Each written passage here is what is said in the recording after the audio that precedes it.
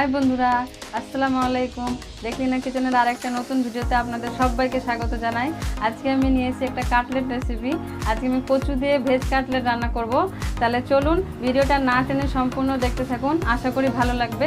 আর হ্যাঁ, ভিডিওটা যদি ভালো লাগে তাহলে অবশ্যই কিন্তু কমেন্ট করবেন। তাহলে রেসিপিটা শুরু করি। এই যে রেসিপিটার জন্য আমার আগে কচু লাগবে। এই যে আমি সিদ্ধ করা কচু নিয়েছি। কচুটা আমি বাটিটাতে নিয়ে নেব।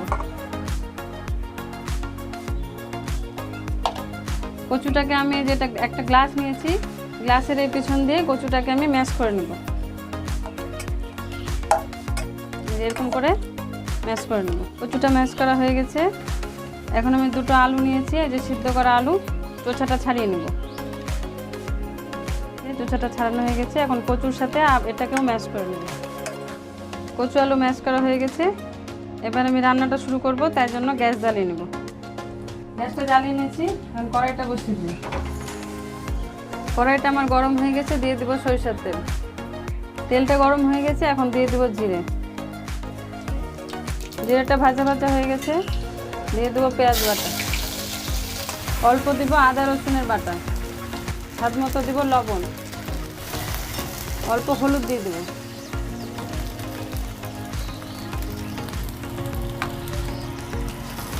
এখন এখানে আমি গাজর নিয়েছি, গাজর কুচি, গাজরটা দিয়ে দেবো। এখানে আমি বিট কুচি করে নিয়েছি, দিয়ে দেবো। এখানে কাঁচা লঙ্কা আছে, দিয়ে দেবো।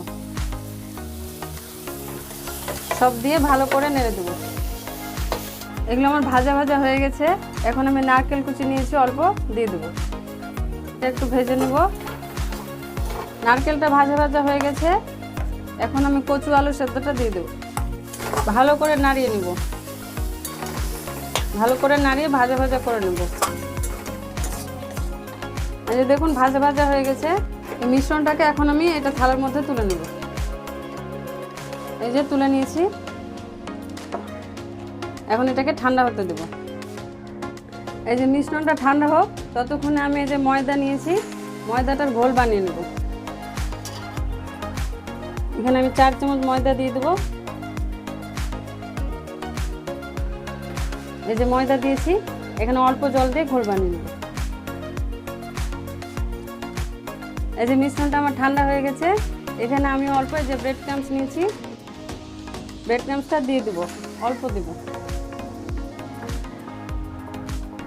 এখানে অল্প কর্নফ্লোর নিয়েছি, দিয়ে দেবো। দিয়ে ভালো করে মেখে নেব। এই যে মিশ্রণটা আমার রেডি হয়ে গেছে। হাতে একটু তেল লাগিয়ে নেব, আর অল্প করে নিয়ে কাটলেটের আকারে করে নেব। এই যে আমি এরকম গোল শেপ দিয়েছি, আপনারা চাইলে যেরকম ইচ্ছা শেপ দিতে পারেন। এরকম করে আমি সবগুলো বানিয়ে নেব।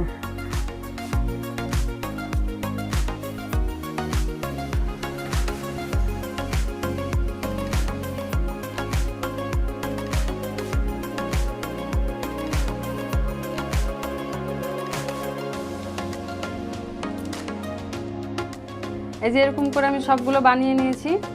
এখন এগুলোকে আমি ময়দার গোলে ডুবিয়ে ব্রেড ক্রাম্বসে কোট করব। তাহলে চলুন দেখে নিন। এই যে এখানে ময়দার ঘোলটা আছে, এই যে একটা করে নিব, এরকম করে দিব, চামচ দিয়ে একটু উপরে দিয়ে দেব। এই যে দিয়ে দিয়েছি। এখন এটাকে ব্রেড ক্রাম্বসে দিয়ে দেব। হাত দিয়ে ভালো করে কোট করে নেব। এই যে এরকম করে আমি সবগুলো করে নেব। এই যে এরকম করে আমি সবগুলো করে নিয়েছি। এখন এই অবস্থায় আমি 5 থেকে 10 মিনিট ডিপ ফ্রিজে রেখে দেব। তাহলে ফিরে আসি 5 থেকে 10 মিনিট পর। এই যে আমি এখানে পেঁয়াজ, গাজর আর শসা নিয়েছি, গার্নিশিংয়ের জন্য এগুলো কেটে নেব। 10 মিনিট হয়ে গেছে। আমি এগুলো ফ্রিজ থেকে বের করে নিয়ে চলে এসেছি। এখন আমি এগুলোকে ভেজে নেব। ভাজার জন্য আমি কড়াই বসিয়ে দিয়েছি। কড়াইটা গরম হয়ে গেছে, দিয়ে দেবো সাদা তেল। এই তেলটা আমার গরম হয়ে গেছে। এখন আমি এগুলো এক এক করে ভেজে নেব। এই যে আমার ভাজা হয়ে গেছে। এখন আমি তুলে নেব।